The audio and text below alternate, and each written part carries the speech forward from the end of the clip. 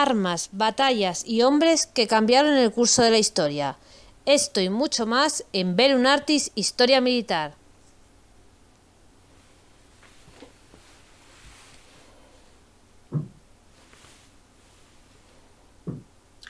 Vietnam, enero de 1966. Un batallón de infantería, dirigido por un teniente coronel, se desplaza por una extensa plantación de árboles de caucho situada en el sector de Cu Chi, al noreste de Saigón. Es la denominada Operación CRIM. Su misión, localizar y neutralizar a los milicianos del Vietcong que operan en la zona. De repente, surge una emboscada. Ocultos en el espeso follaje, varios francotiradores enemigos abren fuego. Los disparos proceden de muchos lugares a la vez, y los estadounidenses se ponen a cubierto como pueden.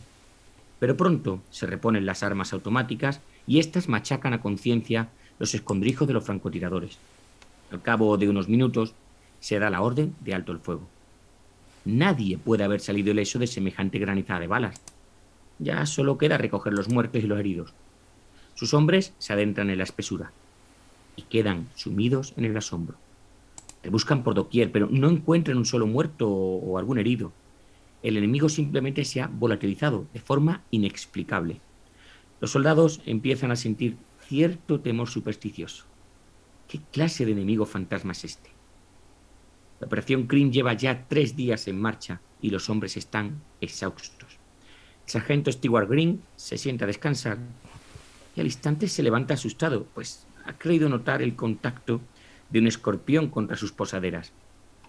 Mirando de cerca, el supuesto escorpión resulta ser un clavo. El clavo de una trampilla de madera escondida entre los arbustos. La entrada a un túnel ingeniosamente camuflado. El sargento Green, pues es delgado y fibroso y se deja caer por el angosto túnel a oscuras. Reaparecerá unos minutos después y, algo alterado, asegura haber entrevisto a una treintena de enemigos escondidos unos metros por debajo de las botas de sus compañeros. Aldan ordena el lanzamiento de granadas de humo color rojo por la boca del pozo. En cuestión de unos minutos, decenas de columnas de humo rojo y rojizo brotan por todo el terreno colindante, en un radio que abarca kilómetros enteros. Ha quedado claro el misterio de los espectrales milicianos de Cu Chi. Hola y bienvenidos a Bellum Artis, soy Esau Rodríguez y hoy estoy con Francisco y vamos a hablar de ratas de túnel, de ratas de guerra, ¿verdad, Francisco? Good morning, Bellum Artis, sí, efectivamente, Esau. Tenía muchas ganas de empezar un programa así y vamos hoy a hablar de ratas de túnel en la guerra de Vietnam. Sí, la verdad que las ratas de túneles, se puede hablar de la guerra de Vietnam, podemos hablar de ella desde las épocas incluso de Indochina. Los japoneses la sufrieron los franceses y luego la sufrieron, yo creo que un poco a conciencia los subvietnamitas, porque sabían de su existencia, pero no le quisieron decir nada a los norteamericanos.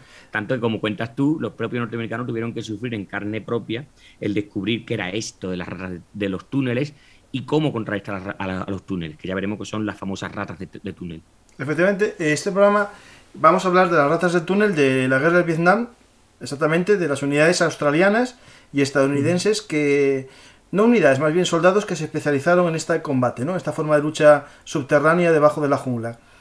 Sí, porque al principio sería como todo, al principio empezó siendo un poco ad hoc, es decir, pues mira, fulanito, como hemos visto con este sargento, tipo fibroso, se metió, descubrió, pues mira, vamos a lanzar una granada de humo a ver qué pasa, y luego ya evidentemente pues surgieron unidades específicamente ya formadas con material específico para luchar contra estos túneles, pero ya adelanto un poco, nunca conseguirán porque esta es una estrategia, la de los túneles en Vietnam, que nunca podrá ser superada porque es más de lo que cualquiera puede imaginar. Es más, se retiraron los norteamericanos de la guerra y se encontraron que había habido túneles que nunca hubieran podido sospechar.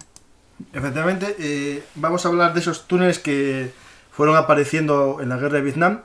Y este programa, en primer lugar, tengo que agradecer al amo del castillo y creador del blog Castra in Lusitania por dejarme usar sus imágenes, que muchas son inéditas, hechas por él, y nos van a servir para conocer mejor esta guerra. Y también, tiene 5 artículos excelentes sobre esta materia que usamos de bibliografía, y voy a poner el enlace en la descripción del audio, del podcast, y en la descripción del vídeo, ¿vale?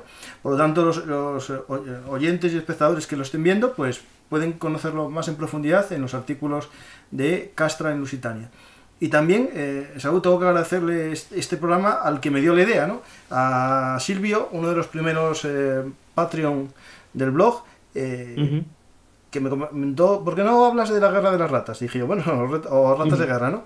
Y dije yo, bueno, no sé, yo sé poco, ¿no? Y entonces me piqué, empecé a mirar libros de Osprey, empecé a mirar ciertas cosas, que os recomiendo los libros al final de Osprey, y dije, pues me animo, vi a Esaú, nos unimos a esta historia, y dijo, va, yo me meto. Y entonces vamos a empezar este viaje juntos por el subsuelo, ¿no? Por el subterráneo, por las selvas de Vietnam, o de Indochina, como queremos decir, porque vamos a viajar a la Indochina francesa un poco. A mí la palabra Indochina me gusta, me da esa reminiscencia, ¿verdad?, clásica decimonónica. Sí. Y también, bueno, la Conchinchina, como le llamaban los españoles, porque tenemos un podcast, en Ver un Artist Podcast, sobre la expedición española y francesa a la Conchinchina, en la que comenzaría, digamos, la época colonial francesa en la Indochina. Ahí participó en España, en esa primera misión, que lo contamos en un podcast, que lo podéis buscar, y conocer un poco de la Conchinchina a la Indochina, y después de Indochina a Vietnam, ¿no? Esa sería la evolución del comienzo de la colonia francesa, el fin, y la intervención estadounidense en Vietnam, ¿no? Que no es el momento de contarlo, pero bueno, es interesante que sí que comienzan estos túneles justo en la época de la lucha contra Francia, ¿no? Digamos... Sí, digamos lo que se conoció como la primera guerra de Indochina. La gente que dice la guerra de Vietnam, bueno, para los vietnamitas es la segunda guerra de Indochina, por decirlo de alguna manera. La primera guerra fue su guerra de la independencia, su guerra contra la lucha contra la colonia francesa, el colonizador francés. Esta sería la segunda guerra de Indochina, o la guerra del Vietnam, si queremos conocerla. Pero como bien dices, sobre todo a partir de la retirada de los japoneses, o la rendición de los japoneses y la recuperación o reiteración de los franceses al territorio, pues la reconquista del territorio, pues es cuando los Bien Minh empiezan a, como se conocía a los Bien Minh en aquel momento, a los soldados, al pueblo que luchaba contra los franceses, pues empiezan a enterrarse. ¿Por qué? Porque la superioridad artillera, militar, evidentemente francesa, pues no pueden vencerla simplemente enfrentándose cuerpo a cuerpo. Así que, pues tomando quizá un poco de esa experiencia que habían tenido algunos antiguos veteranos de la Gran Guerra, porque algunos de ellos, por ejemplo, el mismo Ho Chi Minh había estado en Francia en los años 20 y había conocido a gente que había luchado la Gran Guerra, pues dijo, pues vamos a excavar. Y además el territorio vietnamita es un suelo que es fácilmente excavable con las manos. Hay una serie de vídeos de YouTube que supongo que algunas personas habrán visto, donde un par de hermanos pues se ponen a excavar, no sé si lo has visto tú, Francisco, en una selva como esta, y con sus manos te hacen de repente un agujero donde excavan y se hacen una casa. Y luego este terreno en un momento dado, cuando en la época seca, se endurece y eso tiene la consistencia, vamos, del cemento armado. Con lo cual es un terreno muy bueno para ser excavado, muy bueno para existir, pero evidentemente cuando llueve aquello se inunda, y ya veremos que esto lo sufrirán también en este momento Viet Minh y luego Viet Cong a la hora de intentar vivir debajo en estos túneles, porque la humedad, la presencia de animales, ya sea bichos, sea insectos, arañas, hormigas, ciempiés, incluso pues ya serpientes y otros animales roedores, pues va a ser común a lo largo de toda la guerra, lo cual pues da pie a entender que no eran unos sitios muy agradables, sí. Que sean angostos, oscuros, insalubres, etcétera, etcétera, etcétera. De hecho, para puntualizar un poco la naturaleza del terreno, el terreno en el que se construyen estos túneles es llamado de laterita. Es una especie de arcilla con elementos ricos en hierro, y digamos que en momentos que está húmeda o momentos de lluvia monzónica es muy fácil de escarbar. Federico, con la misma mano, incluso con una herramienta de pala de madera muy básica, se puede excavar, y luego cuando aquello se seca, pues evidentemente se solidifica, como le pasó, por ejemplo, en la batalla de Tarawa, ¿verdad? La famosa escena en que decían que los japoneses pues tenían unas estructuras hechas con troncos de palmera y con coral que la artillería americana no era capaz de atravesar. Pues es la misma consistencia. De hecho, una vez que seca, endurece y se convierte casi en una roca. Y lo interesante de este sistema de la laterita es que normalmente los combates en estas selvas se producen en la estación seca, es decir, en la estación monzónica, o cuando llueve, la estación de la lluvia, no se solía combatir, es decir, la guerra se reducía un poco como en el invierno, ¿no? Y sería en verano, cuando ya esto estaba seco, cuando las cuevas eran casi un búnker. Ya veremos después cómo había que destruirlas, porque es casi como el hormigón una vez que está endurecido. Sí, eso no hay manera. Vamos, es más, los americanos llegaron a hacer pruebas, no sé si nos dará tiempo a hablar algo del podcast, pero ya lo comento. Podían lanzar, tenían unas prácticas, lanzaban bombas de 1000 libras, que sabe que eso es de 454 kilos, no le hacían nada, un proyectil del 105 milímetros tampoco le hacía nada, y uno del 155 le hacía algo a un túnel que tuviera, pues yo qué sé, a una profundidad de unos 8 pies, siempre y cuando acertara justo en el sitio, si no, ni se enterara. Hay escenas, por ejemplo, de la batalla de la colina hamburguesa, donde la aviación lanzaba napalm, estos hombres se metían bajo tierra y el napalm ni les afectaba, porque evidentemente el napalm quema el terreno, no afecta, por lo cual es muy, como bien dicho tú, es puro mineral endurecido que hacía pues que el soldado, en una situación evidentemente muy desventajosa, lo que hemos dicho, de salubridad, pero que le daba esa sensación de seguridad, es decir, me pueden lanzar todo, que a menos que justo caiga un proyectil, ya digo, el 155, no me va a afectar. Y como bien ha dicho, son túneles de cientos de metros, de kilómetros, algunos de decenas de kilómetros, que bueno, pues me voy moviendo, me voy desplazando y voy evitando estos ataques aéreos. De hecho, cuando hablas de decenas de kilómetros, es interesante recordar que se hacían un sistema de cuevas intercomunicadas. Sí. La más famosa, y entre poblados, sí. Es la famosa Cuchí. Cuchí, que está cerca al sur de Segón, si no recuerdo mal, que es el sur, tiene 200 kilómetros de galerías. Bueno, tenía 200 kilómetros de galerías y fue el mayor sistema, digamos, de comunicación. Digo comunicación porque se utilizó en algunos momentos para el transporte de munición, transporte de suministros. De hecho, en Cuchí había salas, digamos, con unos hospitales, otras salas servían de dormitorio para los soldados y funcionaba como un sistema de búnker. Realmente era un búnker de low cost, ¿no? Digamos, de economía de guerra barata, pero por la calidad del terreno, por esa laterita, se convertía en un búnker que se podía destrozar con un B-52, ¿no? Pero la realidad ¿a dónde es lanza que, la bomba? Claro, justo. ¿Dónde están? Ese es el problema que iremos contando un poquitín a lo largo de este programa. Pues sobre esto yo siempre me viene a la cabeza que está muy parecido la táctica a la que realizaron los japoneses en la batalla de Iwo Jima, cuando crearon todo el sistema de túneles, aprovechando en parte los túneles naturales de la lava, ¿no? En Iwo Jima, y también los escarbados. Y al final era una fortificación, porque la ceniza, al igual que esta piedra, es muy dura y aguanta bien la vibración de la explosión, ¿no? Como veremos más adelante. Francisco, una pregunta. ¿Cuánto mides tú de alto? Para que hagamos una idea de una cosilla. Yo 1,80. Vale, ¿quién sabe cuánto medía de media uno de estos túneles? ¿Uno de los hombres del Vietcong o del ejército americano? No, ¿cuánto medían estos túneles de altura? Unos 75 centímetros menos, un poco menos, 75, 70. 1,5. O sea, tú tienes que meterte por un hueco que mide algunas veces 80 centímetros, hasta 1,5 metros de alto, y de ancho iba de 80 centímetros a 1,2. Claro, pero es decir, hay que entender... el soldado medio americano, que puede tener tu altura, porque el americano siempre tiene una constitución más grande, no entra en estos túneles. Claro. Y si entra, va a estar un poco jodido la cosa. ¿Vale? Iremos viendo imágenes de cómo iba un poco agachado en este sistema de cuevas naturales, ¿no? Cuevas artificiales que fueron haciendo el Viet Minh y después el Vietcong y el ejército norvietnamita a lo largo de la guerra. Es verdad que el mayor complejo, ese de Cuchí, está en Vietnam del Norte, ¿no? Cerca de... No, en Vietnam del Sur, en Saigón. Estaban pegados a la capital de Vietnam del Sur. Ah, sí, Saigón, claro, es verdad. Sí. Claro, o sea, y fíjate tú que lo tenían en casa. O sea, fíjate tú, a 40 kilómetros de tu casa, decirte, no, ahí hay 200 kilómetros de túneles. Pero, porque se daban cuenta los del sur. Yo creo que sí se daban cuenta, pero que no querían meterse directamente. A ver, las quejas que había al principio de Estados Unidos con sus aliados de Vietnam del Sur, son muchas, como que no eran muy buena ayuda. Sí. De hecho, hablaremos después de los que usaron de ayuda, que no eran exactamente de Vietnam del Sur. Vamos a comenzar, yo creo que... ¿Te parece bien? La introducción la tenemos un poco...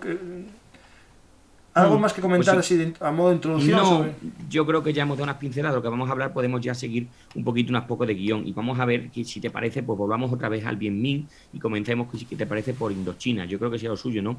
Has comentado algo de que empezaron en el año 46. Entiendo que lo que estaba diciendo al principio pues no sería algo tan bueno como veríamos al final de la guerra de Vietnam, ¿verdad, Francisco? No, eran pequeños, digamos, galerías al estilo de un zulo intercomunicado, pero no una verdadera red de cuevas o de búnkers, sino más bien pequeñas extensiones, es decir, a lo mejor un túnel de 15 metros con una pequeña galería y una pequeña cámara, o dos, una almacén de armas y otra a lo mejor para pasar una noche los rebeldes, los miembros del Vietnam. Pero después sería ya cuando empieza un poco en el 54, ¿no? Esa guerra que tuvo ya con Francia, ya abierta, en la que sí que empieza a haber una mayor inversión en esta red de túneles por parte del Vietminh. Pero ya será en la década de 60, ¿no? Cuando el Vietcong, que es el que, digamos, los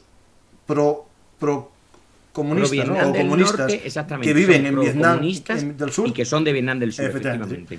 Con apoyo también a lo mejor de elementos militares o paramilitares de Vietnam del Norte, pero digamos que son los que están en Vietnam del Sur, comenzaron a hacer ya en secreto o con la vista un poco de lado de Vietnam del Sur, ya galerías que completaban unos 200 kilómetros más o menos, que sería esto que narra de Cu Chi, lo que narra el texto que leíste al comienzo del programa, que descubrieron, sin saber muy bien que existía este sistema, y se sorprendieron de lo que había ahí abajo, y comenzaron a tomar en serio este problema, ¿no? Este problema que implicaba no solamente que te disparasen por la espalda y apareciesen de repente, sino que se podía perfectamente transportar suministros, hospitalización de heridos. Tenía muchas posibilidades este sistema.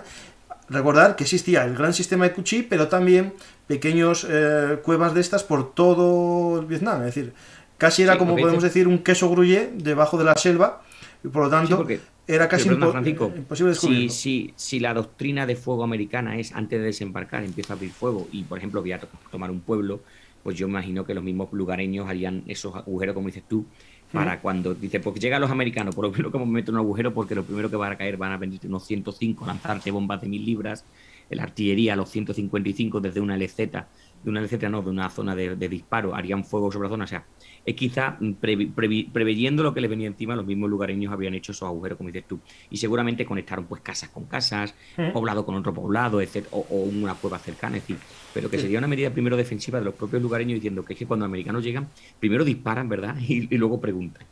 Y de hecho, estas cuevas eran importantes para el Vietcong, ¿no?, para su estrategia de guerra, que cuando descubrieron que los americanos comenzaron a investigar y a ver qué pasaba en estas cuevas, se dieron cuenta de que era importante acabar con las personas que se adentraban en las cuevas, y viendo que eran soldados que se presentaban voluntarios, pero también a cambio de una serie de premios, ¿no? Es decir, a lo mejor un descanso mayor en un fin de semana largo, ¿no? Que me voy a Saigón, en Hanoi, en Saigón y tal, pues mira, a lo mejor animas a que se meta alguien en esos túneles, ¿no? Pues ¿qué hicieron el Vietcong? Complicarles la asistencia y que ese viaje al interior de la tierra de Vietnam fuese costoso, que lo veremos después, cómo se fueron creando trampas, sistemas que intentasen paralizar a los soldados que se adentrasen en esos túneles, ¿no? A los soldados norteamericanos, vietnamitas y también australianos que se adentraron. Pero bueno, vamos a ir explicándolo un poquitín todo después. Y yo creo que a modo de introducción es destacar que es una táctica más que tenía el Vietcong para, digamos, con menos medios, ser capaz de combatir a una superpotencia y a sus aliados del Vietnam del Sur, ¿no? Es decir, es una forma barata, ¿no?, de luchar. Sí. Y como siempre ya sabemos, es una guerra simétrica, como gusta decir ahora, ¿verdad? Es una asimétrica, completa, sí. De vencer a un enemigo que me supera tanto en artillería como en armamento como en todo. Bueno, pues le niego la capacidad. Si tú quieres controlar la superficie, perfecto, pero yo voy a controlar los sótanos o voy a controlar el subsuelo. Sí, de hecho es algo parecido a lo que hizo los talibanes, por ejemplo, en Tora Tora, en Bora Bora, perdona, en Bora Bora, sí, en Afganistán, es parecido. Es decir, como no tengo capacidad aérea, no tengo posibilidad de movimiento en superficie porque no tengo espacio aéreo, pues me entierro, y es una opción. Es decir, estos, en vez de usar cuevas naturales, las hicieron.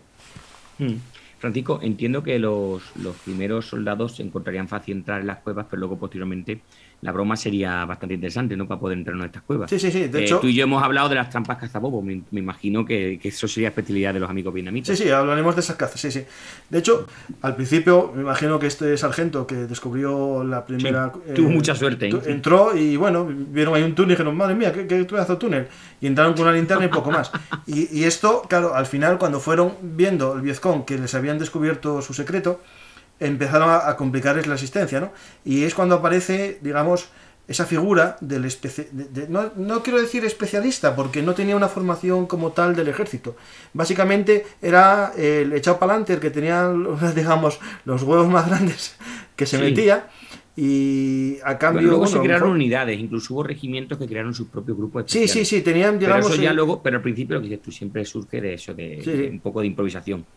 Eran seis personas en cada regimiento, especializado en esto, pero no eran, digamos, un cuerpo específico del ejército, no tenían una formación reglada, digamos, por parte del ni armamento, ni equipo, ni especial. Pues alguno iría a lo mejor con un revólver, otro con un 911. Sí. Iremos viendo todo eso. Se fue mejorando, se fue mejorando con el tiempo, pero al principio eran eso, los que decía el sargento, el capitán, ¿alguien se atreve? Y decía, entro yo, tal. Al principio no pasaba nada, pero después el Vietcong fue poniendo trampas, ¿no? Básicamente estos hombres, los primeros soldados que se metieron, los llamaban los tunnel runners, es decir, los corredores de túnel, porque básicamente lo que hacían era moverse por el túnel, ¿no? Correr, desplazarse, ¿no? Al principio no había mucho problema, y los australianos, que lucharon en Vietnam, y hay una serie muy buena en Amazon, una película, perdón, en Amazon. Una película muy buena, Batalla de Khe Sanh. Esa, justo, esa. Sí. Que es interesante y la podéis ver porque enfoca la guerra de Vietnam desde otro punto de vista. Estos australianos llamaron a los hombres que se adentraron los tunnel ferrets, es decir, los hurones del túnel. Básicamente su función era la de un hurón. La caza con hurón es meter un hurón en una madriguera de conejos, en una conejera, y sacarlo. Y sacaría vivo o muerto al conejo, ¿no? Es decir, lo sacaría... normalmente los conejos tienen varias salidas y saldría por la otra salida que le estarían esperando los cazadores, ¿no? Pues aquí era algo parecido el objetivo de estos tunnel ferrets, que básicamente son los hurones. Pero ¿qué sucede? Que los americanos le dieron un nombre menos cazador y más real, que eran los tunnel rats, las ratas de túnel, ¿no? Es decir, gente que se metía... Sé qué decirte. Yo es mejor, me gusta más el hurón que la rata, ¿eh? Sí, la verdad que es más, digamos, bonito el término, pero a lo mejor es más real por la vida que tienen ahí dentro, ¿no? Es decir, comparado a lo mejor con la superficie. Pero bueno, es verdad que en Vietnam incluso la superficie era comparado con otros escenarios de guerra bastante asqueroso, ¿no? Barro, humedad, sanguijuelas, bichos, pero todo eso lo metes en una cueva y tienes lo mismo, pero concentrado. Por lo tanto, hay que tener en cuenta ese detalle, ¿no? Estos tunnel rats, las ratas estas, se comenzaron a apodar a sí mismos así.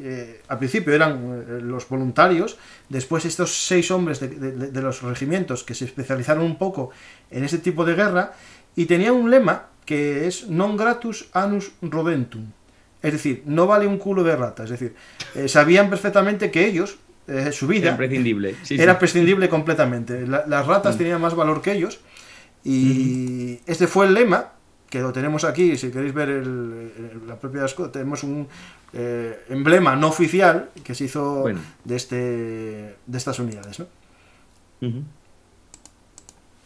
Estos hombres, los tunnel rats, al principio fueron aprendiendo por su cuenta, es decir, no tenían una gran formación. Sí es verdad que en Estados Unidos se intentó enseñar un poco. Hay un vídeo en YouTube que si buscáis tunnel rats veréis... A ver, mientras está hablando lo voy buscando yo, venga, sí. No, el tema es que no ponga sonido que está en inglés. Bueno, no, tranquilo, pero yo voy viendo... Ese vídeo es un vídeo de estos de formación o de propaganda de Estados Unidos, en el que se ve este campamento de Fort Polk, y vemos cómo eran las cuevas supuestamente de formación. Eran cuevas entibadas, como de madera, con tubos corrugosos, estos que tienen acero corrugado, que tienen ondulaciones, y bueno, era un simulacro de lo que podía ser un túnel de Vietcong. Tenía 30 metros de largo en forma de Y para que hubiese una bifurcación, aprendiesen a hacer giros, pero claro, cuando vemos el dato que este tubo tenía 122 centímetros de diámetro y los túneles más grandes ya te he dicho que mucho tenían menos, 76, por lo tanto no es un buen entrenamiento, ¿vale? Pero bueno, al menos el les dieron cierta formación a algunos. Francisco, Dirty Secrets of Vietnam, de Tunnel Rats, efectivamente. Pero es que es precioso porque te lo ponen con madera y con todo, cuando se los túneles estaban hechos con tierra y poco para, ¿sale? Sí, pero es que me imagino otros ratas de túneles llegando a Vietnam y diciendo, esto no es lo que me han enseñado en Estados Unidos. No, claro, los que estaban en Estados Unidos ya lo conocían, pero claro, una vez tenéis un artículo tú en el blog, me parece, que era tuyo, Saúl, el que hablábamos de la rotación, ¿no? De los clics. Al final no había casi veteranos, salvo suboficiales, porque todos se marchaban rápido, ¿no? A los famosos, a los 12 meses me voy, sargento, no me haga usted salir de la tienda, que me quedan 2 semanas para irme, ¿verdad? Parece el típico meme. Pues estos Tunnel Rats fueron aprendiendo muchos por su cuenta, y su misión, ¿no? La misión principal no era matar a los que estaban en el interior. Su misión era explorar, investigar y hacer un servicio de inteligencia de lo que podía haber, ¿no? Es decir, lo primero que tenían que hacer era una especie de mapa de ese túnel y después destruirlo. Veremos que no era así de fácil. Primero hay que entrar en el túnel, ¿no? Es decir, ¿cómo se entraba en este túnel? Es decir... A ver, como elefante en cacharrería, poco a poco, hay alguien esperándome en la puerta. Primero, la pregunta que nos tenemos que hacer es ¿cómo encontramos estos túneles? Porque si os fijáis en las imágenes que estáis viendo ahora, las entradas son muy pequeñas. Es decir, muchas de ellas estaban debajo de una casa, debajo de una choza, otras debajo de un arbusto, debajo suerte, de las hojas de los árboles. ¿Verdad, Francisco? Es pura suerte. Sí, pura suerte, sí. Esta gente ponía, recuerdo haber leído, tubos de bambú cada 10-20 metros para respiración, pero es que el bambú abunda por todos lados, no puedes verlo. Y si además hacían de comer por las noches, de tal manera que el humo ni siquiera se podía ver, lo tenían muy pensado. El vietnamita medio llevaba ya 30 años de guerra o 20 años de guerra como para que fueran a pillar una tontería como humo saliendo de una chimenea. No, y en algunos casos tenían salidas auxiliares bajo el agua, es decir... Eso a mí me da un miedo pensarlo nada más. O sea, tú piensas salir, que te metes por un agujero donde hay agua y sales al río, yo qué sé. Sí. Tú sales por ahí, tenía una especie de como los desagües nuestros de los baños, un sifón. Métete por un tubo, haz una U y sales y entra lo mismo, para entrar por el mismo sitio. Era suele ser una salida de emergencia, más bien, porque tú imaginas a esa gente mojada dentro de esa cueva, era una salida de emergencia, básicamente. No te sacas en la vida, vamos. Y después te explico por qué también se hacía bajo el agua, no solo para que no se viese, sino por otro elemento que tenemos que ver ahora, ¿vale? Es decir, para las explosiones, yo creo que lo leí para el tema de las ¿cómo se localiza estos túneles? Venga, cuéntame cómo. Vale, básicamente, el primer método, vamos al método fácil, ¿no? El método fácil es tener unos perros entrenados para oler personas, y con ese sistema puedes encontrarlos, ¿vale? Segundo método, si tienes sospechas, pues interrogas a un par de vecinos, ¿no? A los vecinos. Paisanos. Con un método bien, al principio bien, si es una zona que puedes controlar, a lo mejor bien, si no, pues mal, amenazas y lo que sea. Y es cuando también aparecen estas figuras, el Kit Carson Scout, que es un personaje importante, unas unidades que podemos decir que son desertores del Viet Minh o del Vietcong, mejor dicho, que se pasan al lado norteamericano, y una vez que se pasan al lado norteamericano, pues son muy fieles, porque si vuelven al otro lado los matan, ¿no? Ya no, sí, exactamente. O sea, ya por el interés te quiero. ¿Qué? Sí, evidentemente esto iban a saber rápidamente encontrar un túnel. Iban a ver esa característica del terreno que te iba a dar la pista. No, y sobre todo porque, digamos, podían hablar en vietnamita con los vecinos, también conocían ellos cómo eran los túneles de otras zonas, porque ellos habían estado en esos túneles, o incluso habían construido algún túnel, podían saber lo que tú dices, un bambú que no esté en un lugar natural. Pues eso sirve un poco para ir descubriendo los túneles. Después, una vez que los tenían descubiertos, ¿no? Lo primero que se hacía era ver si era un túnel largo o corto, ¿no? ¿Cómo se hacía esto? Primero hay que entrar, no se puede de otra manera, ¿no? Para entrar, lo primero que hay que hacer es despejar la zona. Tiraban una granada de fragmentación a la boca del túnel, y pasado un rato entraba el primer miembro del grupo, de la primera rata, que ya hablaremos después de su equipación, ¿no? La primera rata tenía la función de ir avanzando. En el vídeo que te dije que vieses, aparece con un cuchillo o una bayoneta, limpiando el suelo. Lo más silencioso, efectivamente, que no haya trampa en el suelo, trampa punji, o incluso un tipo allí con una lanza para clavártela, o sea que podía ser perfectamente. No, y después otro tipo de trampas, que, bueno, puedo decir ahora, una trampa muy graciosa es un escorpión en el techo, y al moverte tú se acciona un mecanismo y cae el escorpión encima de tu cabeza, que es un escorpión, no coge un escorpión cualquiera, un escorpión mortal, ¿no? Después también podemos ya hablar un poco, ahora voy a poner, espera, para que veáis un poco las trampas, ¿no? El sistema de trampas, aquí tenemos una, por ejemplo, que es una imagen, la voy a parar para que los oyentes lo puedan ver. Es uno de estos hombres, el rata, avanzando, pistola en mano, dejó el cuchillo en el suelo porque descubrió que debajo de la gravilla había una tapa de bambú que cubría unas estacas punji, que es algo muy sencillo, muy barato, que son unas estacas de madera con punta y que sirven de lanza, te las clavas al pisarlas. En este Muchas caso, veces la envenenaban la punta con meao de búfalo. Sí, sí. Eso es muy habitual para, digamos, para que se infecte, ¿no? Y al infectarlo. Sí, exactamente. Justo. No, también tienen la suerte los americanos que normalmente ya tienen antibióticos y, bueno, a lo mejor es menos efectivo que en otros momentos, ¿no? Y si os fijáis, hay un cable que cruza la imagen. Eso es lo que acabas de decir de las granadas. Es un truco que era insertar en la pared del túnel una lata de comida, una lata de conserva, de Coca-Cola, ¿no? Porque a lo mejor el Vietcong tenía alguno, pero una lata de conserva de melocotones en almíbar, y dentro una granada ya quitado el seguro, y sabéis que las granadas se accionan cuando se separan, ¿no? Y se quitó el seguro y se abre, y hay como entre 3,5 segundos y 4,5 en las bombas soviéticas, granadas soviéticas. ¿Y qué pasa? Cuando la rata tiraba de la cuerda con su cuerpo, caía la lata y estallaba. Por lo tanto, eso al principio pillaría algún incauto, pero después ya las ratas lo que hacían era avanzar muy despacio. El número 1, que sería este hombre, iba avanzando muy despacio, mirando con la linterna. Lo bueno de las linternas es que al dar en el hilo daba cierto brillo y nuevamente lo encontraban, ¿no? Después de él iba el miembro 2 de las ratas, que solía ser un novato, que lo que hacía era hacer un plano, iba marcando el camino que estaba haciendo este hombre, y después comunicaba por un teléfono a los que estaban en superficie, por cable, un teléfono por cable, qué estaba sucediendo, qué estaban viendo, ¿vale?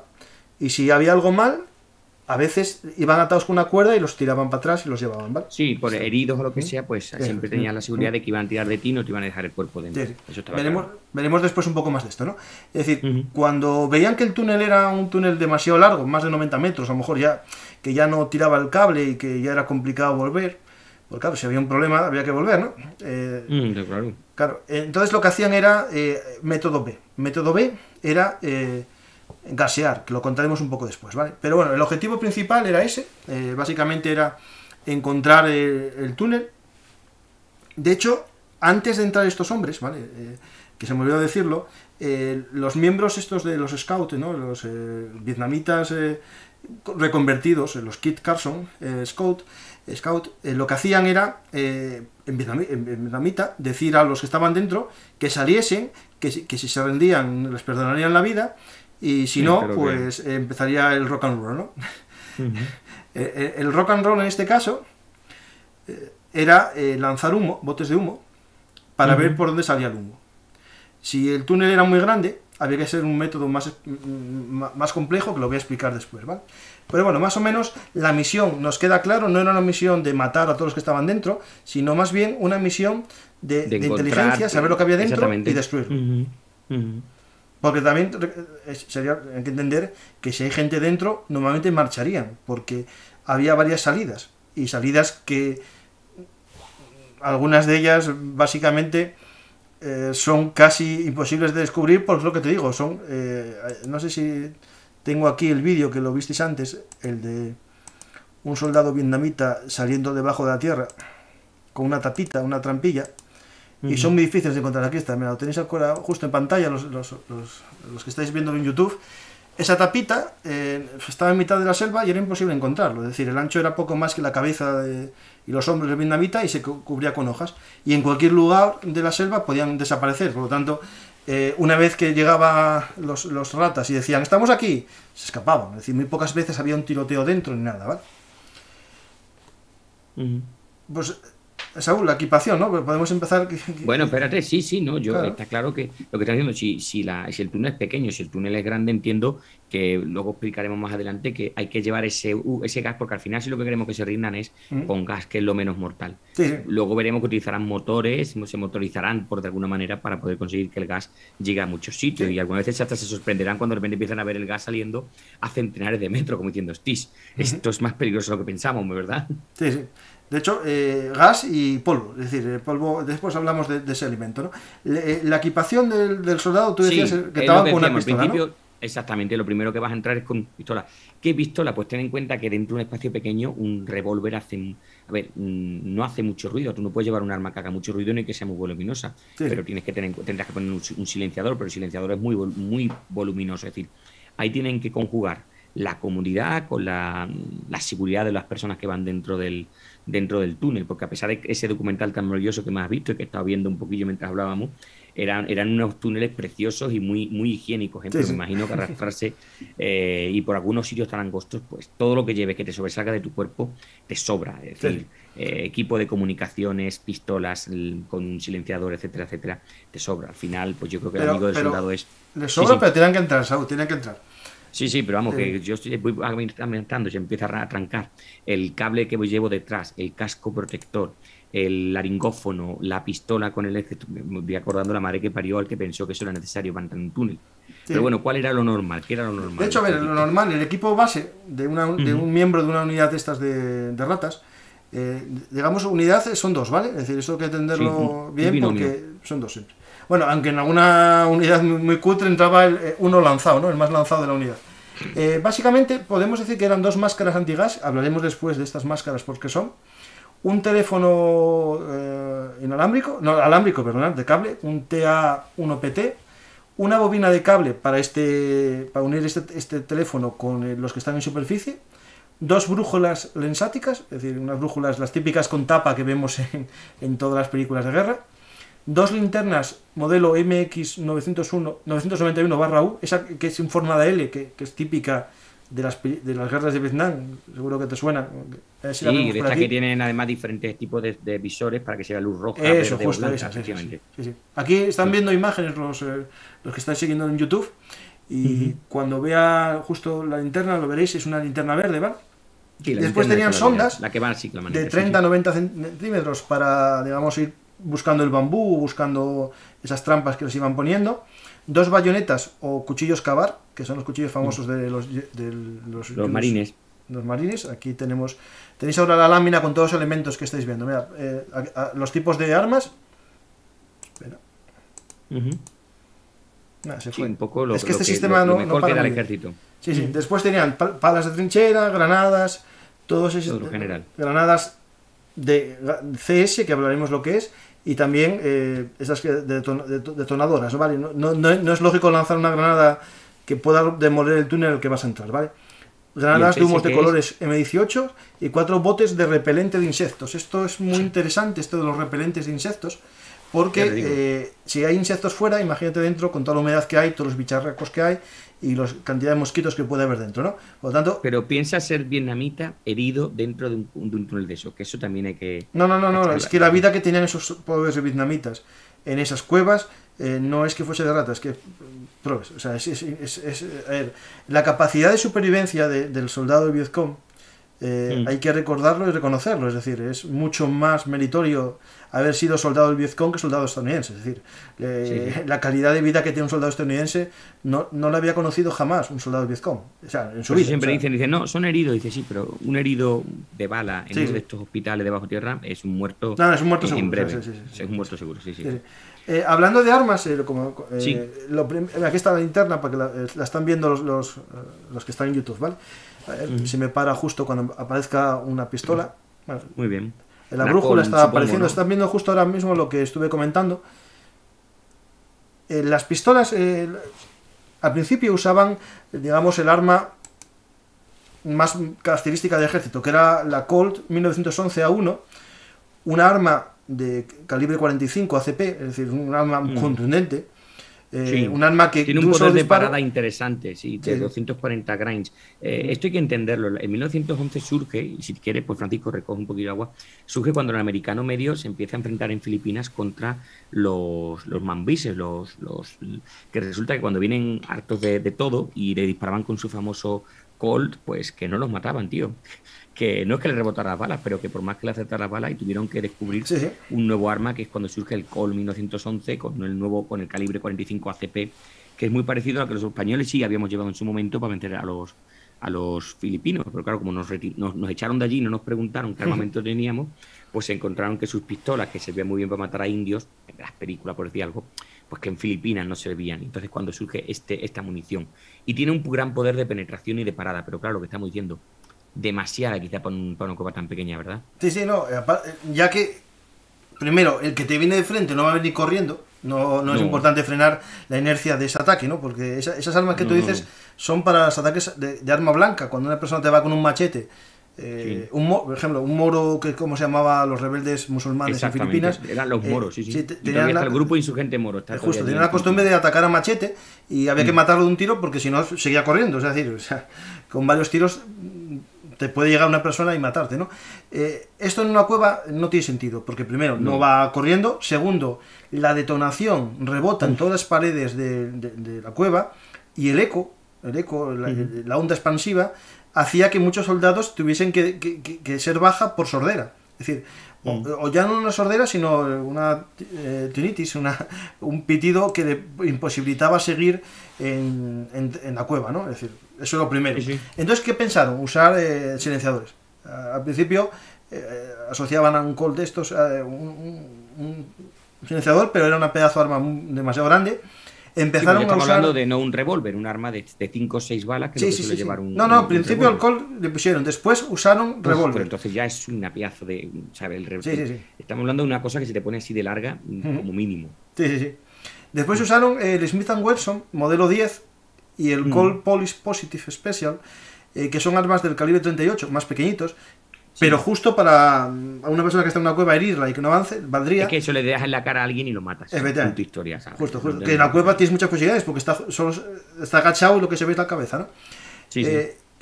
Empezaron a usar esto, ¿por qué? Porque el revólver no se encasquilla, ya que tienes pocas opciones de disparar, que no se encasquille en un barro metido por ahí es importante, y también porque la munición estará más ligera, menos subsónica, es decir, más subsónica, menos ruido, y también el revólver en sí pues tiene menos sonido que el Colt, ¿no? Es decir, ya por función.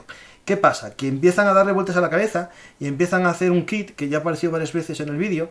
Es un kit llamado Tunnel Exploration Kit, que lo crea una compañía, la Limited Warfare Laboratory, que diseña un arma y un conjunto de, digamos, de moda para entrar en el túnel, ¿no?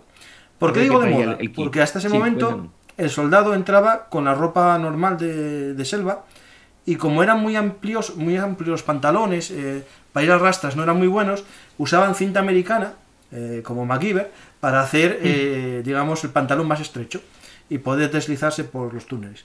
Pues este kit de exploración de túneles estaba formado por un revólver Smith & Wesson modelo 10, el que visteis por ahí en una cartuchera blanca, muy grande.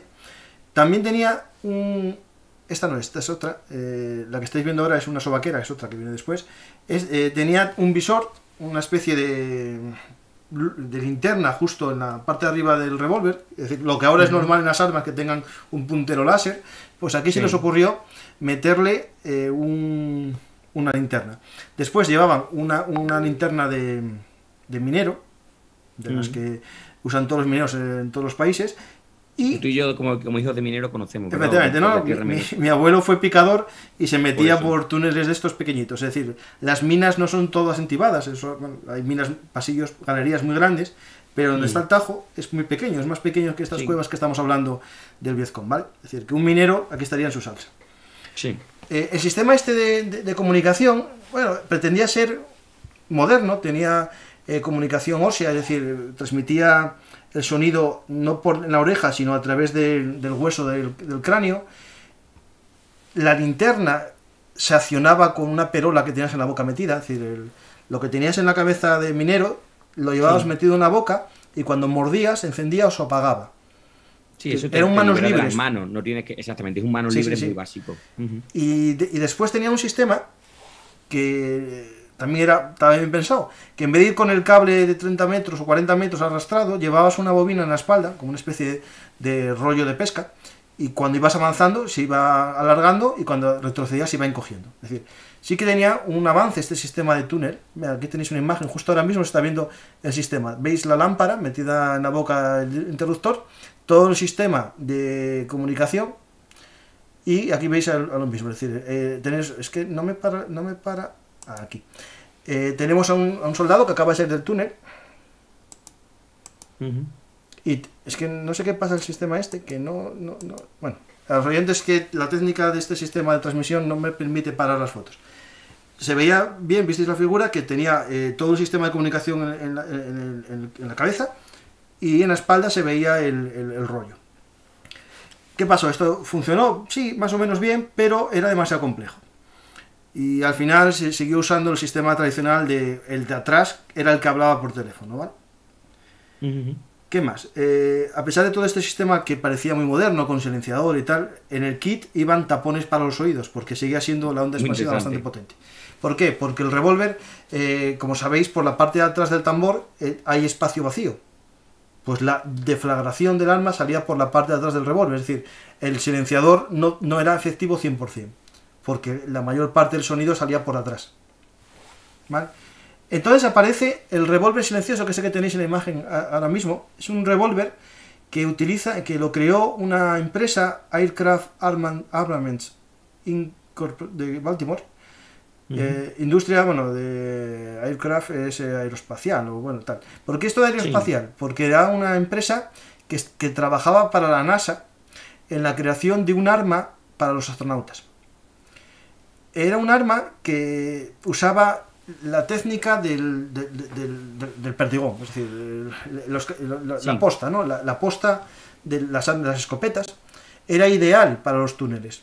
Entonces crearon un cartucho que servía para disparar en revólver, y dentro de ese cartucho tenía un sistema de perdigones, y lo interesante es que al parecer la pólvora que accionaba estos cartuchos quedaba insertada dentro de la bala y no había casi sonido, era silenciosa. No hacía falta añadir el silenciador al arma porque lo que era el cartucho silencioso. Y este arma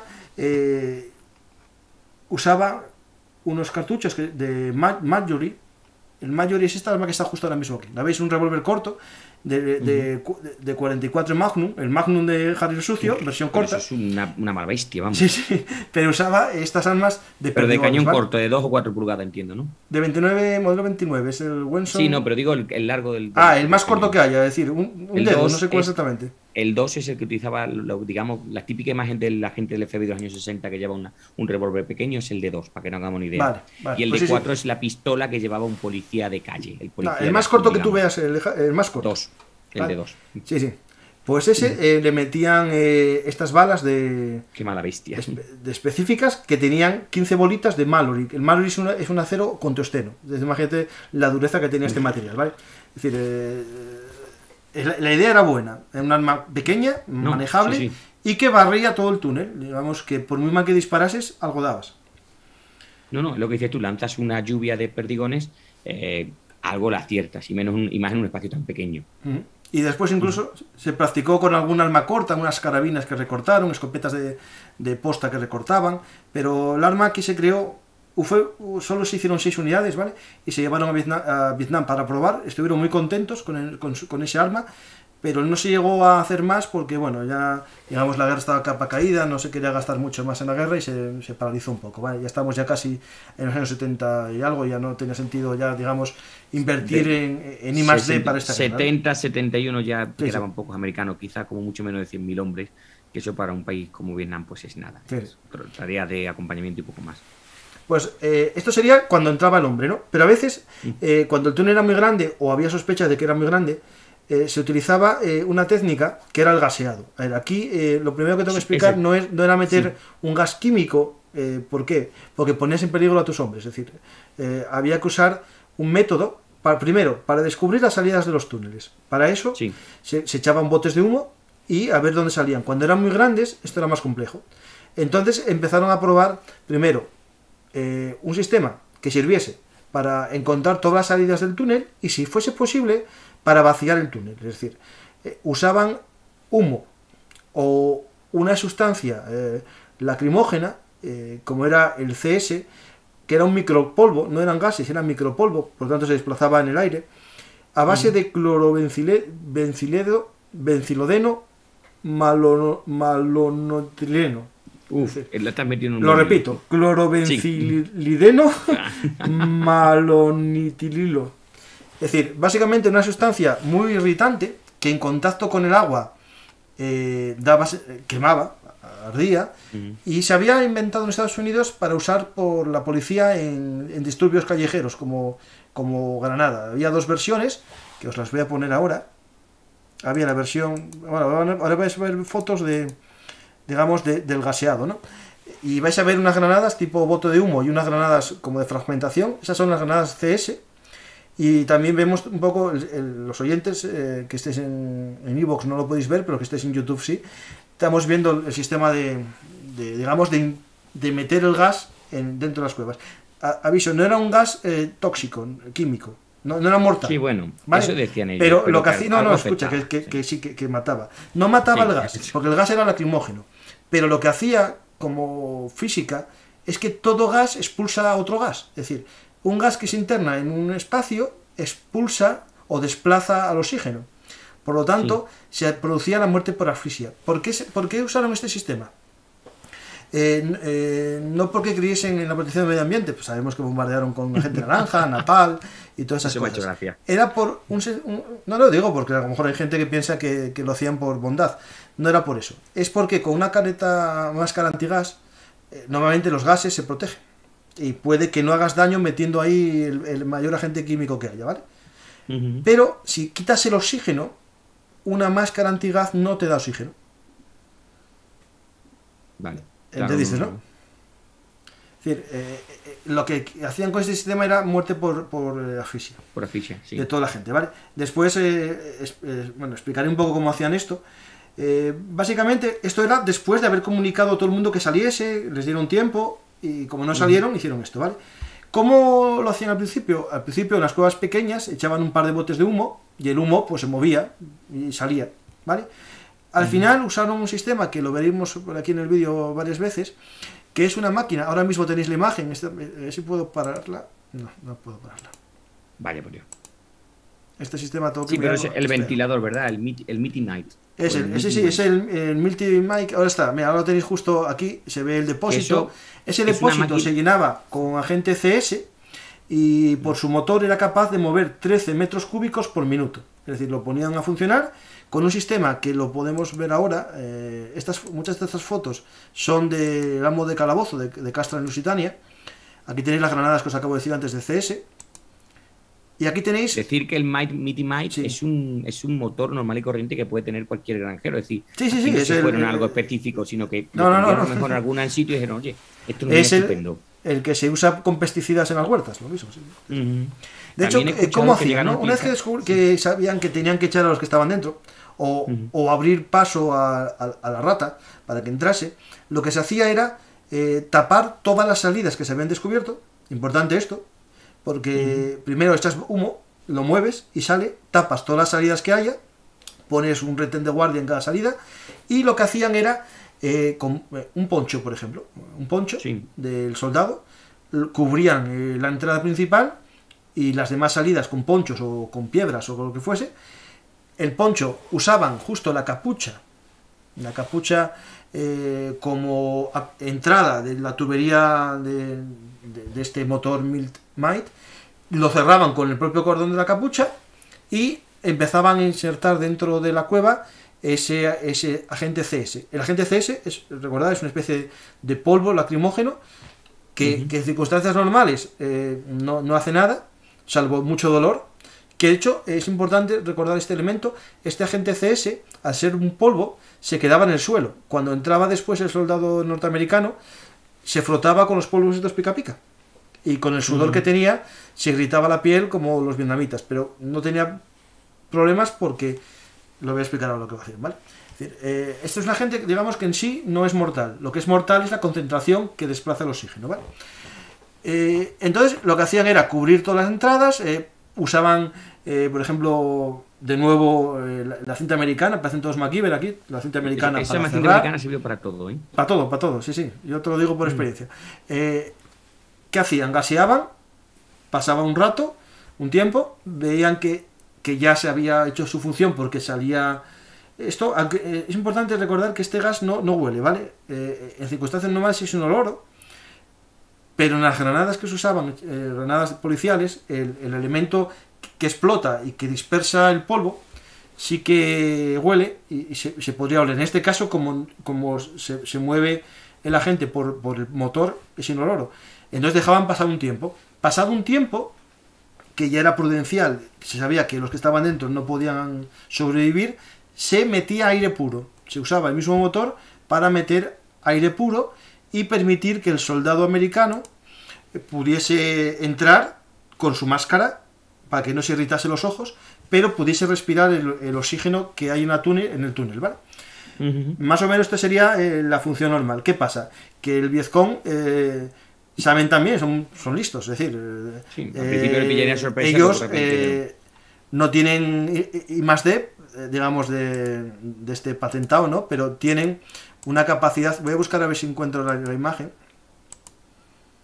Espera, un segundo, que ya aprendí a manejar esto de las imágenes. Aquí tenemos el sistema antigas del Vietcong, ¿no? El Vietcong hacía de nuevo un sifón.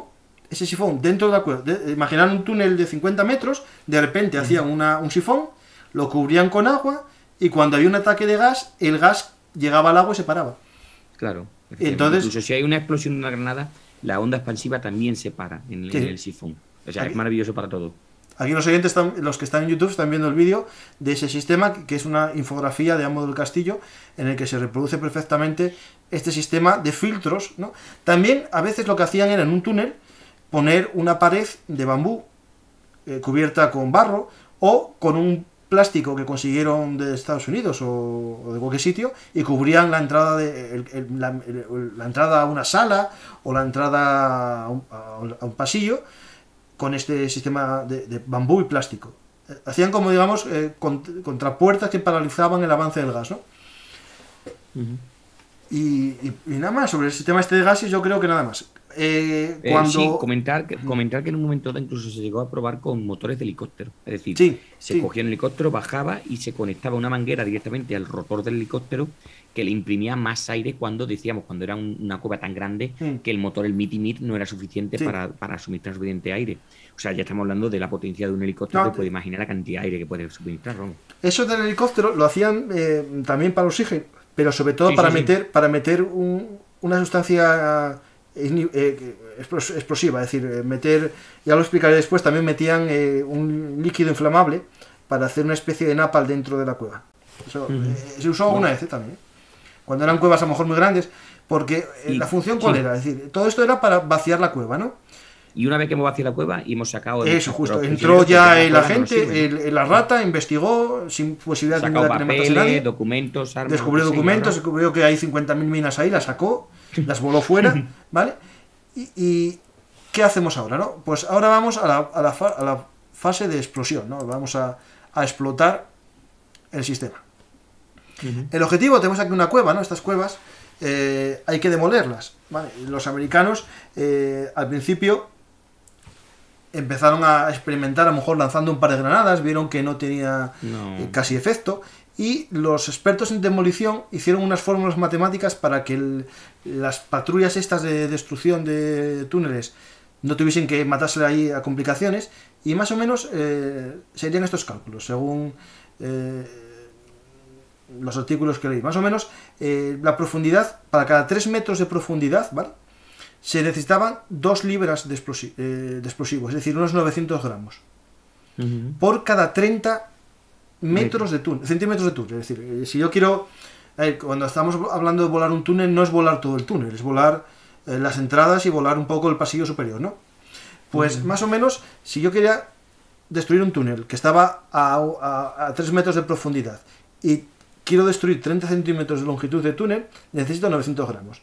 Eso implica, más o menos, por ejemplo, un túnel medio, que para, por ejemplo, voy a hacer unas regletas, un túnel de solo 5 metros, que equivale a unos 16 pies de Estados Unidos, sería necesario 15 kilogramos de explosivo para destruirlo. Mucho. Si eso lo multiplicamos por un túnel superficial, a lo mejor de 100 metros, tenemos que destruir bastante túnel, ¿vale? Hombre, también aquí la función de la rata, ¿cuál sería? Yo me imagino, vamos a hacer un túnel en forma de T, ¿no? La parte superior está a 2 metros de la superficie y hay un túnel de descenso a una galería. A mí no me interesa destruir todo el túnel, me interesa destruir el codo de unión con la T, ¿no? Sí, en ese caso lo que da acceso.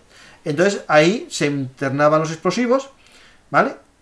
Para evitar que se perdiese fuerza con la onda expansiva, que eso es muy importante, se ponían sacos terreros en las bocas que tú habías detectado. Habías detectado 5 salidas para que la onda expansiva no perdiese potencia, taponabas las salidas y detonabas, ¿no? El oyente creo que lo entiende así muy bien, sí. Porque es un tema de física, ¿no? La fuerza que se pierde yendo hacia un lado no va hacia el otro. Y como el agua siempre va a lo fácil, la onda expansiva va a lo fácil. Es más fácil ir hacia el aire que ir hacia un objeto duro, ¿no? Por lo tanto, tú tenías que dirigir la explosión con los sacos terreros, ¿vale? Básicamente, al principio, el sistema que utilizaban, saldrá por aquí, son las famosas satchel cargas, ¿no? Cargas satchel, cargas de mochila o de Makuto. Son estas que justo tenemos aquí. Espera, ya la perdí. Este sistema muy bonito, pero... Espera, a ver, ahora lo puedo encontrar, ahora justo lo encuentro. Aquí lo tenemos justo. Al principio era una mochila normal del ejército, un Makuto de estos del lateral, modelo 85, que se le llenaba con TNT. ¿Qué pasa? Que el TNT produce efectos químicos y tal, y para explosiones en lugares cerrados, que esté la gente cerca, los tuyos, no mola, ¿no? Entonces empezaron a utilizar el C4, que es muy manejable, menos peligroso. De hecho, lo puedes encender con una cerilla y no explota, eso lo sabes, ¿no? Sí, lo sé. C4 solo estalla ante unas circunstancias concretas, con detonación eléctrica, ¿vale? Entonces, ¿qué pasa? Que estas mochilas ya venían con el kit de destrucción, ya venían con un detonador, venía con un sistema ya incluso de detonación retardada, detonación a distancia, y ese sería el modelo más común. Después, también estaban ya el sistema normal de detonación, que eso lo veremos ahora mismo lo busco. Este sistema que va con un cordel largo que se detona con un detonador. Eso seguro que aquí tenéis una imagen. Espera. Con el sistema de destrucción completo, ¿no? Es decir, cómo se llena la mochila, se le mete el detonador, se le mete el cordón detonador y se le acciona la caja de disparo, ¿no? La caja esa que es el sistema en esta época de giro, ¿no? Seguro que lo visteis en muchas películas, como giran y estalla, ¿no? No es el de los dibujos animados de TNT que dispara, ¿vale? Y también, viendo un poco más sistemas de detonación, aquí tenéis, bueno, esto es la típica, ¿cómo se dice esto? Tijera para cortar cables, todo el sistema de detonación, aquí tenemos, interesante, es el Bangalore, el Bangalore, que seguro que te suena, Saúl, el Bangalore, ¿no? El Bangalore es lo que se utilizaba para acabar con una sección donde hubiera minas o concertina. Digamos que, por ejemplo, se puede ver en la película de Salvador Soldado Ryan cuando quieren limpiar una zona de minas y sobre todo como digo, de concertina, lo digo otra vez siempre lo mismo, o sea, de alambrada. Sí. Y que además todavía se utiliza. El torpedo Bangalore todavía creo que es de uso doctrinal en el ejército norteamericano, porque no vea que es una idea muy buena. Es un explosivo repartido a lo largo de una sección de metros. Un tubo que está cargado de explosivos y detona, ¿no? Y boom, efectivamente. Se podía acoplar hasta 90 metros seguidos de tubo. Es decir, un pedazo de torpedo. 90, cada sección de 1,5 metros tiene unos 5 kilos de explosivos, ¿vale? Del compuesto B4. Y esto lo alargaban a lo largo de todo el túnel y en algunos casos funcionaba. Era menos efectivo a lo mejor en la destrucción del túnel, pero dañaba toda la estructura a lo largo del túnel, ¿vale? Y esto sería básicamente un poco el sistema de explosivos que se usaban para destruir el túnel, porque la función principal de estas misiones, ¿cuál era? investigación, destrucción de las armas que hubiese dentro y destrucción del túnel para futuro, ¿no? Es decir, que no funcionase para un resguardo o un ataque futuro, ¿no? Por eso era esencial la destrucción de estos túneles, ¿no? Y Saúl, yo creo que más o menos contamos todo, ¿no? Yo no sé, los oyentes. Hemos explicado perfectamente, exactamente la idea de qué era un túnel, para qué servía, cómo se encontraban, que era casi por pura casualidad, lo que hacían estas personas, que eran un auténtico valiente, vamos, tanto que estaba dentro, sobre todo como el que tenía que entrar, porque, a ver, no lo hemos dicho antes, pero siempre había algún guardián. Tú has dicho lo del escorpión, pero podía haber perfectamente un tipo cuya única función está allí con un cuchillo y cargarse al primero que entrara, ¿verdad? O con un calástico. Exactamente, y luego la salida pues los has planteado de diferentes posibilidades que tenía el soldado subvietnamita. Este era el último refugio que tenía un soldado para salvarse, pues de lo que estamos hablando. Es que en superficie la muerte era segura, porque tú lo he comentado antes y tú lo sabes también como yo. Una misión de búsqueda y destrucción de un norteamericano es como te encuentre a alguien, le voy a lanzar $20.000 en explosivos en menos de un minuto, ¿verdad?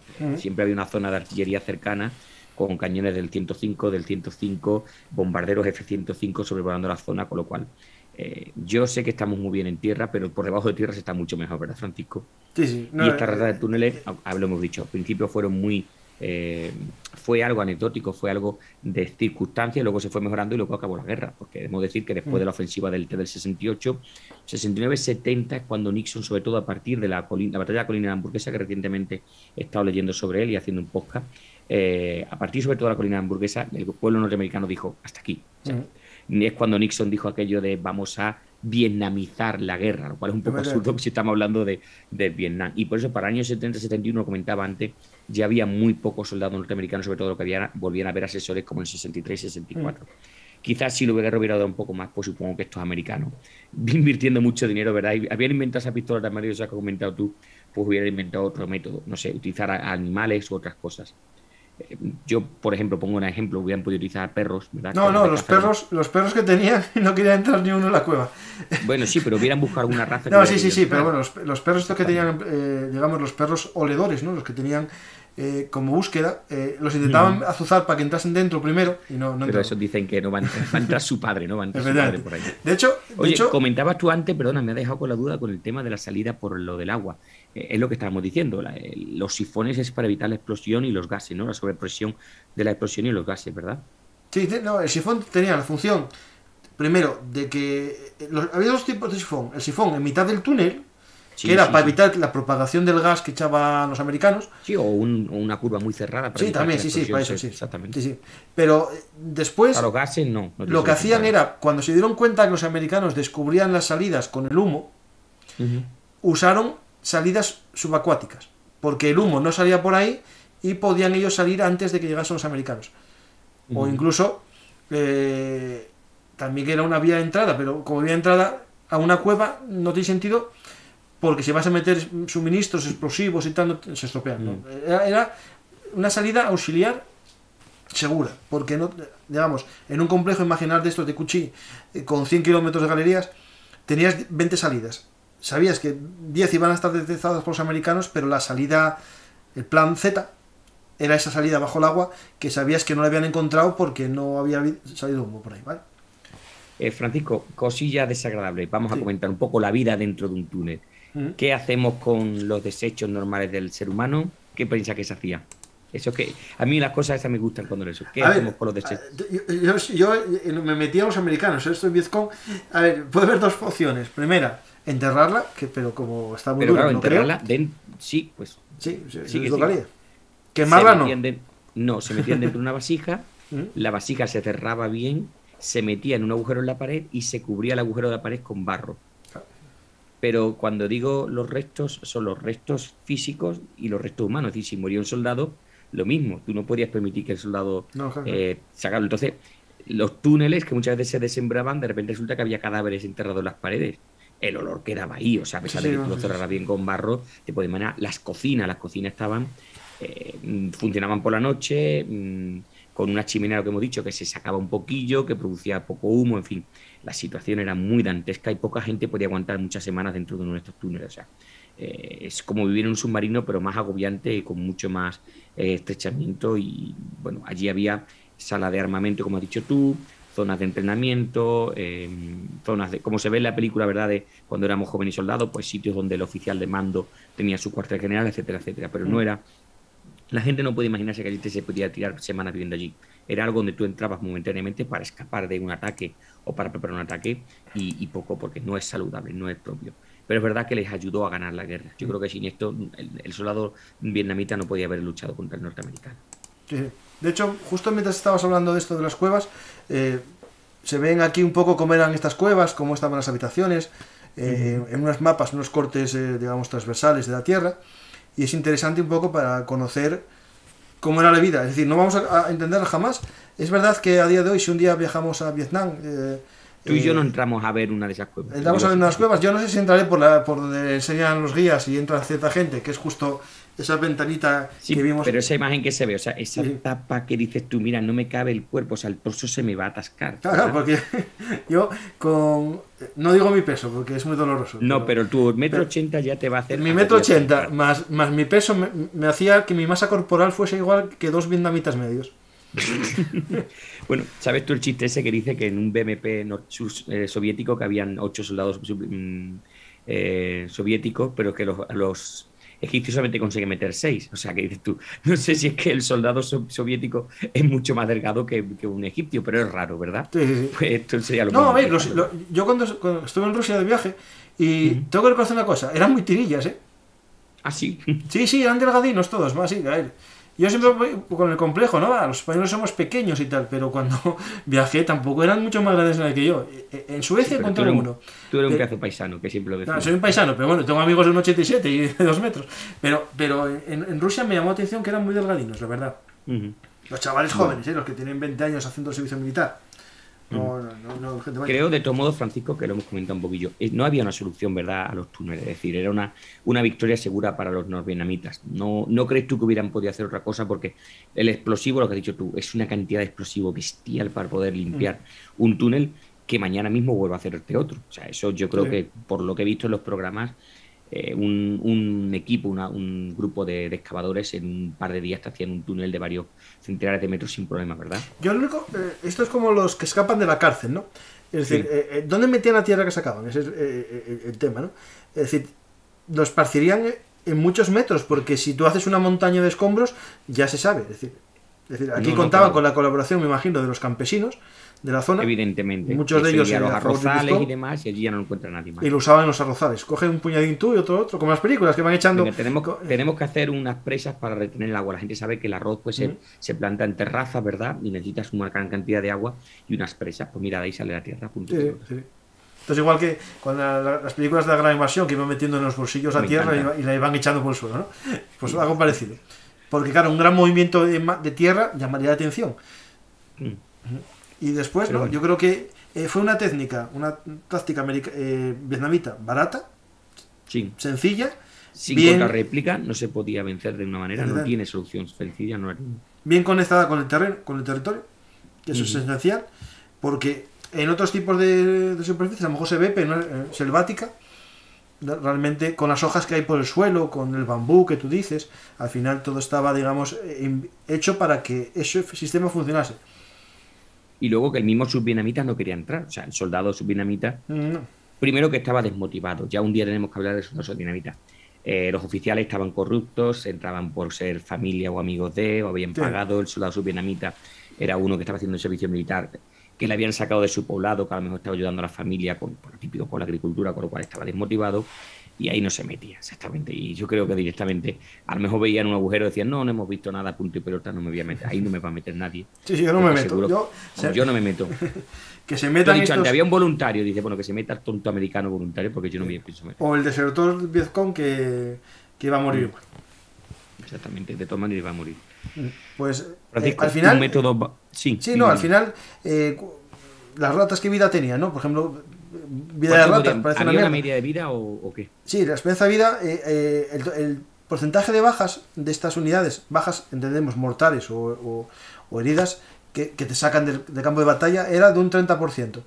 Tampoco es que fuese excesivamente alto comparado con las unidades de combate normales en Vietnam.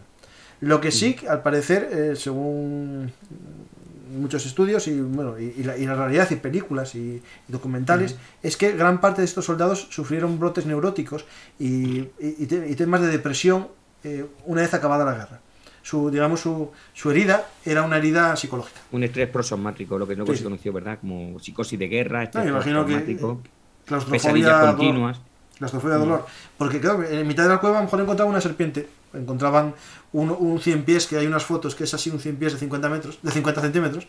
Y yo creo que eso hace que... Eso te deja una pesadilla que te dura toda la vida, ¿eh? O un muerto, o acuchillas a alguien a oscuras. Es la típica escena de que se te apaga la luz, empiezas a lanzar cuchilladas y matas a alguien. Sí.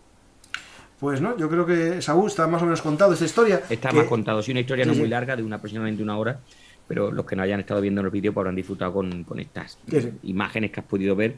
Y sobre todo porque yo, mientras tú estabas explicando, yo no puedo verlo, yo estaba buscando en internet y es una comodidad muy buena, decir. Explico a los oyentes, a los oyentes y a los que están viéndolo en YouTube. Este sistema es un sistema de transmisión en directo, es lo que usan los youtubers y tal.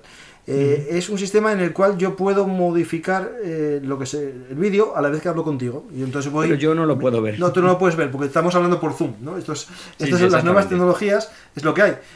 Yo a la vez que hablo contigo estoy editando el programa. Lo podemos transmitir en directo. A lo mejor un día, cuando yo tenga la capacidad de ser puntual, puedo hacer un directo, como hacen los famosos youtubers. Esto es el sistema de los youtubers. Ya lo verás, te lo mandaré para que lo veas, el vídeo, cómo está quedando. Y bueno, ahora nos vamos a ver las caras finalmente, en grande, tú y yo. Y la idea, Saúl, yo creo que cumplimos el favor que te pedí. Ya se ha alargado mucho. El favor que te pedí, que era ser tú el presentador. No, encantado como siempre de estar contigo. Porque a mí es que me cuesta hablar solo, ¿verdad? Esaú, me cuesta, no me cuesta interrumpir a los demás, pero hablar solo... No pasa nada. Sí cuenta. Y nada, Esaú, seguimos, yo creo que contando historias, ¿no? Y vamos a contar más de Vietnam, porque sé que te gusta la guerra de Vietnam y puedes de Vietnam hemos tenido... Los lunes, pues ya me va a dejar un poco de hacer publicidad. Hemos tenido una serie de sagas muy interesantes, como fue la lucha por la carretera, ¿verdad? No me acuerdo si era 451, donde pues hablábamos del ataque a esos equipos de camiones que iban por las carreteras y que también tenían que defenderse. Hay unos muy interesantes sobre unos camiones que parecían sacados de la película de Mad Max. Los soldados norteamericanos le ponían M60 y le ponían armamento. Y hubo unidades especiales en sus M117 cuya misión era defender estos transportes. O sea, que hemos tenido una posca muy interesante y sobre todo las terminamos hace poco una batalla donde pues se asaltaron los norvietnamitas con carros PT-76 una posición que tenían los Rangers, ¿verdad? Era de los Boinas Verdes. Exactamente, los Rangers, los Boinas Verdes norteamericanos, muy cerca de Khe Sanh, lo que luego fue el asalto a la zona de Khe Sanh, cerca de la zona militarizada. Fue la primera vez que utilizaron PT-76, es decir, carros de combate, los vietnamitas norte, y a pesar de que los norteamericanos tenían un arma anticarro, que en este caso era el misil, el Low, ¿no? El Low, pues el problema es que no sabían utilizarlo, como se critica en un momento dado, lo utilizaban demasiado cerca, no daba tiempo que el proyectil se activara o se armara, y fue un problema, y al final pues tuvieron que acabar... no quiero contar al final, se puede leer, pues son varias entradas muy interesantes sobre una batalla bastante sangrienta, de hecho, porque no eran capaces de vencer. Esa batalla me recuerda a la película Boinas Verdes de John Wayne.